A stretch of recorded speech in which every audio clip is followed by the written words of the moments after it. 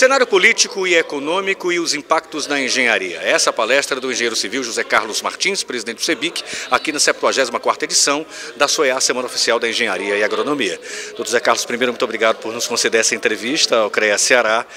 Que avaliação o senhor faz desses impactos na engenharia, levando em consideração, é claro, o cenário político e econômico que estamos passando no Brasil? Bom, nós entendemos que o Brasil hoje passa por uma revolução. Muitas coisas estão em transformação no Brasil, afinal de contas, na sociedade brasileira.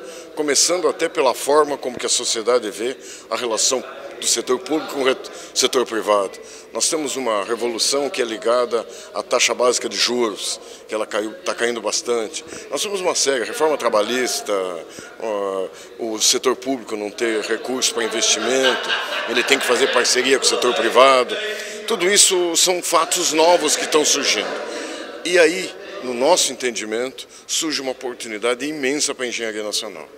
Porque no momento que você passa a ter a prioridade no investimento e não no juro e não no mercado financeiro, é aí que vai vir a rentabilidade das pessoas, isso faz com que a nossa atividade abra, escancare oportunidades para ela. E mais do que isso, numa época de inflação alta, de juro alto, não necessariamente a tua competência é quem é mais levado em consideração, na tua criatividade e na tua técnica. Quando você diminui taxa de juros e você regulariza a situação de um país, a nossa atividade passa a ser a mais importante de todas, como sempre deveria ser. Mas infelizmente em algumas épocas a gente é deixado para trás. Entendo que daqui para frente nós teremos um momento épocas áureas para o nosso setor de 2018 para frente. Doutor José Carlos Martins, o senhor está falando de uma janela de oportunidades para a engenharia, mas como aproveitar essa janela de oportunidades, como percebê-la, né? Como se inserir em alguma oportunidade num país tão instável do ponto de vista econômico e político? Ou seja, existe um medo ainda muito grande de investimentos. Como driblar essa situação no setor especificamente de engenharia? Esse é o grande nó, né? Vamos dizer, porque a nossa atividade ela tem a ver com o futuro, não tem a ver com hoje, tem a ver com amanhã. Mas eu acredito sim que a gente vai conseguir chegar a bom termo, mais 6 meses, um ano, alguma coisa desse tipo. Nós vamos estabilizar esse país e as coisas vão entrar nos eixos. Por quê? Porque a sociedade exige.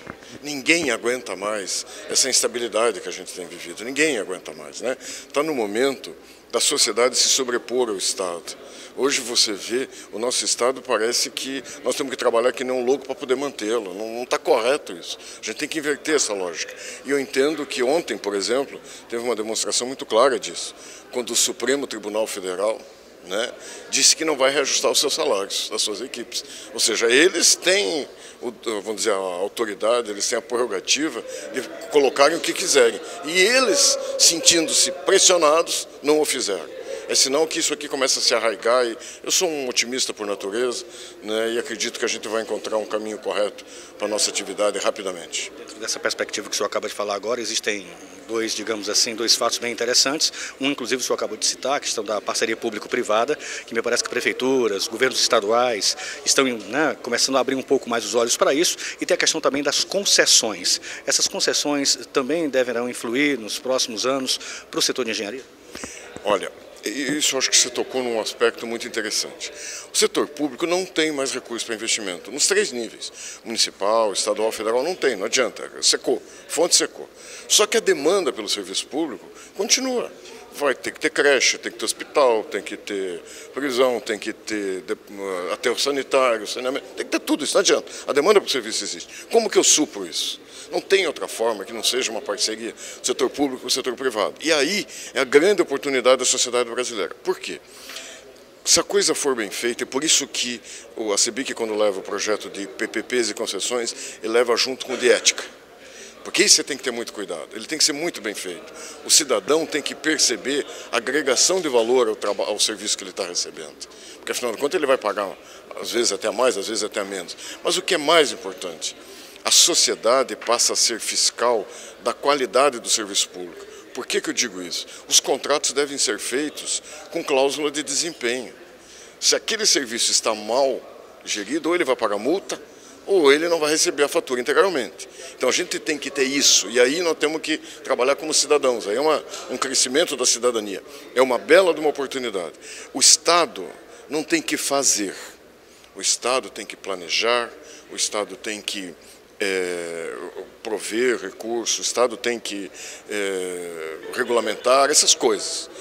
Minha Casa Minha Vida é um exemplo típico. Minha Casa Minha Vida em 2008, que foi o último ano antes do Minha Casa Minha Vida, existia o Fundo Nacional de Habitação e Interesse Social, que é o FINIS. O FINIS foi disponibilizado 1.350 bilhões naquele ano, de 2008.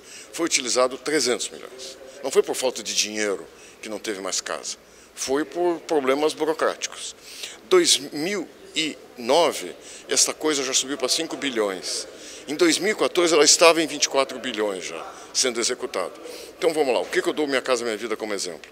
O Estado planejou, ele criou o programa, ele disse o que queria, consultou a população do que elas queriam, as empresas foram lá, propuseram empreendimentos, fizeram, e hoje as casas estão entregues. Eu vou dar um número aqui, que aí nesses 7 anos e meio, foram feitos 4.600.000 unidades. É muita coisa. Imagine se a gente não tivesse criado um programa desse tipo, sei lá quanto que teria sido feito nesse período. Então é o seguinte, o Estado entregou ao cidadão o bem, mas ele não fez. Muito obrigado, doutor José Carlos Martins, presidente do CEBIC. CREA Ceará, servindo a sociedade e valorizando o profissional na 74ª edição da SOEA, Semana Oficial da Engenharia e Agronomia.